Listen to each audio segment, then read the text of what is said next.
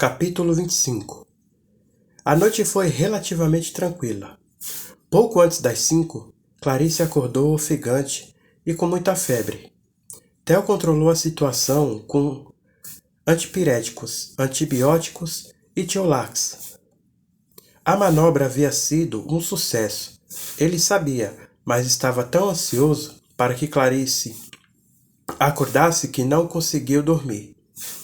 Trocou a roupa de cama suja de sangue e limpou também a imundícia no outro quarto. Devolveu os óculos de Breno à valise antes de tomar um banho rápido para se livrar do cheiro horrível que havia impregnado nele. Na bancada da cozinha, encontrou a panela de barro com as cinzas das fotos e preferiu jogar tudo fora. Acabou cochilando na poltrona e sonhou que conversava com Sobota sobre o que havia feito em Clarice. Estavam num lugar montanhoso. O olhar de Sobota era ríspido e Theo ficou nervoso, mas quando acordou, achou tudo muito engraçado. Eram 7 da manhã e ela ainda dormia.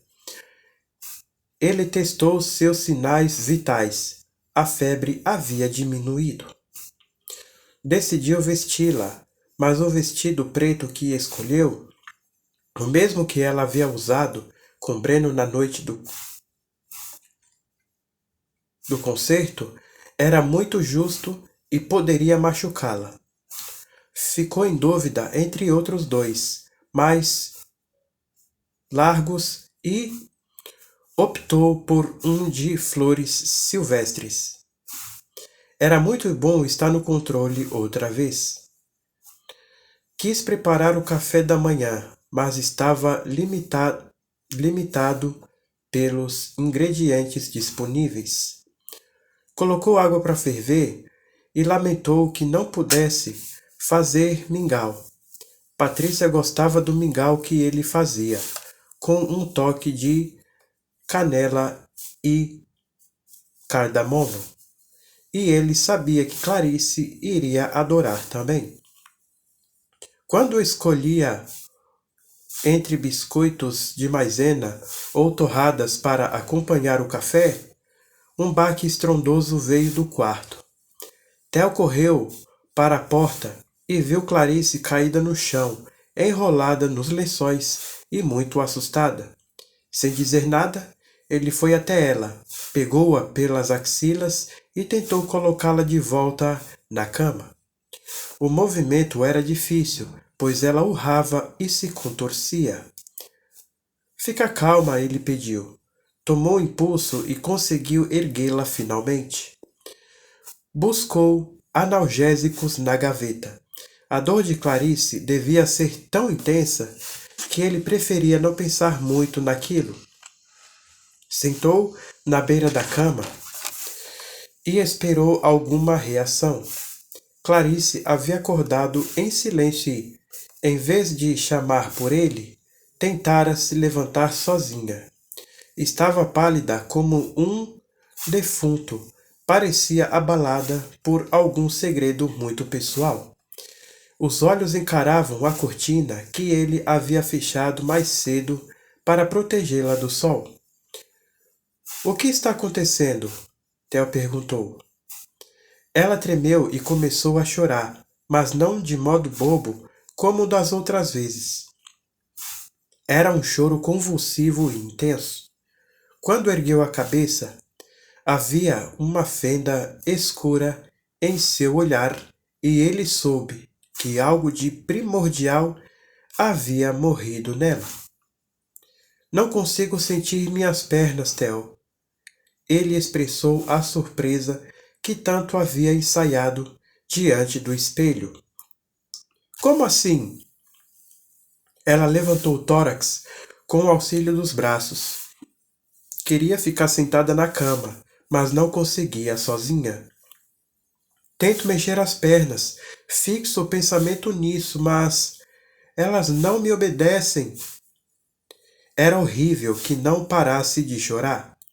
Ele se levantou de forma solene, caminhou até a porta da até a ponta da cama e tocou os pés dela. Envolveu-os com as mãos, fazendo massagem. Estavam flácidos e muito quentes. Sente alguma coisa? Ela demorou a responder, talvez por ainda estar meio grogue. Quando agitou a cabeça em negativa, Theo enxergou o desespero em estado cru. Clarice não conseguia sentir nada abaixo da bacia, e ele sabia disso. Por um instante, viu-se de novo no palco, ensaiando posições e decorando falas. Vestiu a expressão compenetrada que fazia tão bem, rosto fechado, sobrancelhas arquejadas, e disse: Vou fazer alguns testes. Dobrou as pernas dela lentamente, fez círculos com os pés, pressionou as coxas e os calcanhares, pediu que Clarice movimentasse o olhar e tentasse girar o corpo sozinha. Ela fazia tudo com muito esforço, engolindo o choro. O melodrama lhe parecia exagerado, mas Clarice estava tão transtornada que ele não podia sorrir. Acho que você perdeu mesmo o movimento das pernas, ele disse. Sabia que o compasso e o timbre da voz eram essenciais para soar convincente. Sinto muito. Clarice massageava as pernas inúteis, com um entorpecimento. Sem qualquer novidade, voltou a chorar. Era tudo tão chato e repetitivo que ele quis acelerar o tempo e chegar logo ao momento em que ela aceitaria a condição com naturalidade e viveria feliz sob os cuidados dele. Mas não havia como acelerar nada. Aquela semana se estenderia mais do que ele poderia suportar. Para de chorar, disse. Desculpa, não quis ser grosso. Estou pensando no que fazer. Me ajuda, Theo. Por favor, me ajude. Ela segurava os seus braços de um jeito invasível. Grudava-se nele. Não quero ser aleijada. Não fale assim. Dá um jeito, te imploro. Fico com você para sempre. Faça o que você quiser. Por favor, me cura. Você se jogou no mar. É um milagre que esteja viva.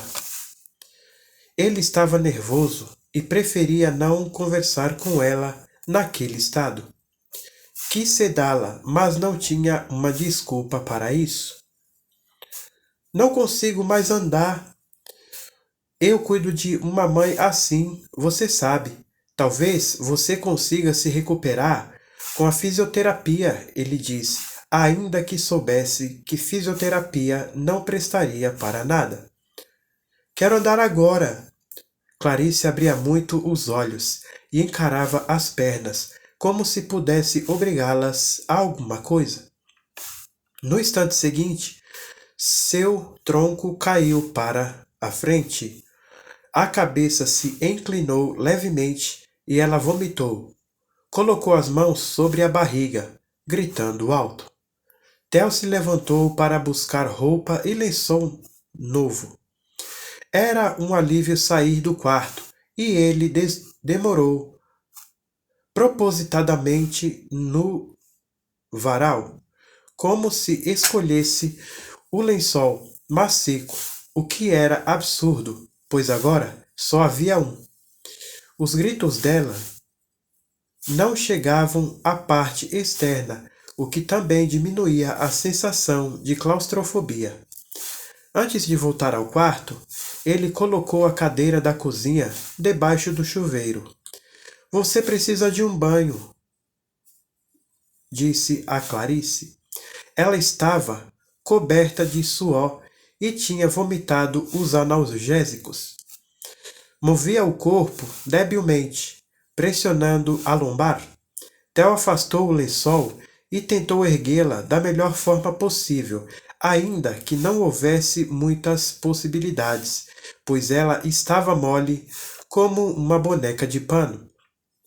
Carregou-a até o chuveiro, sentando-a de modo a não comprimir o curativo na nádega esquerda. Ligou a água fria e enxugou a testa dela. Ajudou Clarice a tirar o vestido. Pela primeira vez, o fato de ela estar nua não despertou nada nele. Sentiu-se medíocre. Ele gostava dela, amava e precisava sentir isso em todos os momentos, mesmo que ela estivesse doente, imunda ou o que quer que fosse. Detestava este estranhamento, o mesmo da noite de Natal. Clarice tremia muito e pedia para que ele parasse de jogar água nela. Theo fez com que ela escovasse os dentes, mas ela vomitou mais um pouco e precisou escová-los outra vez. Secou-a com cuidado e, em determinado momento, ela parecia prestes a desfalecer, de modo que ele disse coisas bobas, tentando mantê-la acordada. Clarice estava no ponto mais crítico de sua fraqueza, mas ele sabia que ela era uma mulher resistente e de muita sorte. Logo estaria melhor. Compraria para ela a melhor cadeira de rodas possível, motorizada e importada. Já havia pesquisado na internet modelos para Patrícia e sabia que a melhor custava cerca de 11 mil reais. Era uma espécie de quadriciclo colorido e combinaria perfeitamente com o espírito jovial de Clarice. Ela vomitou pela terceira vez e ele supôs que não sairia mais do banheiro. Dava-lhe certo alívio saber que não deveria restar muita coisa dentro daquele corpinho. Enquanto enxaguava, Theo aproveitou para pensar no cardápio do almoço. Quando Clarice estava finalmente lavada, continuava a parecer exausta. Ele a deixou no banheiro e tomou mais uma vez o lençol. Ele a deixou no banheiro e trocou mais uma vez o lençol. Borrifou perfume para disfarçar o cheiro. Você está bem? Perguntou após devolvê-la à cama. Clarice tinha uma expressão ausente nos olhos molhados. Preciso ficar sozinha. Ele deu de ombros e se levantou. Não queria sair de perto dela. Ainda assim, caminhou para a porta. Clarice fez um gesto em direção a ele, um gesto vago que o chamava de volta. Por favor, me diz que isso tem cura. Ela estava desesperada. Não sei, não vou mentir para você. O que exatamente aconteceu?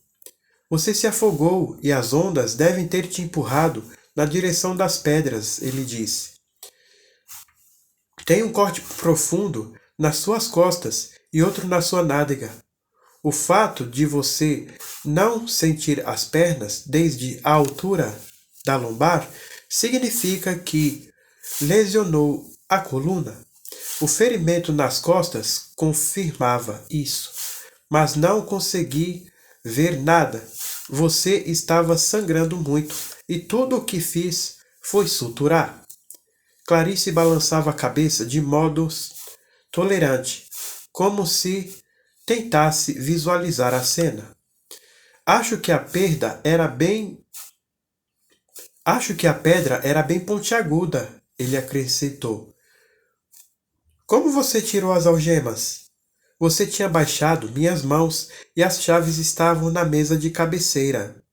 Você teve muita sorte, Clarice. Salvei sua vida. Salvou?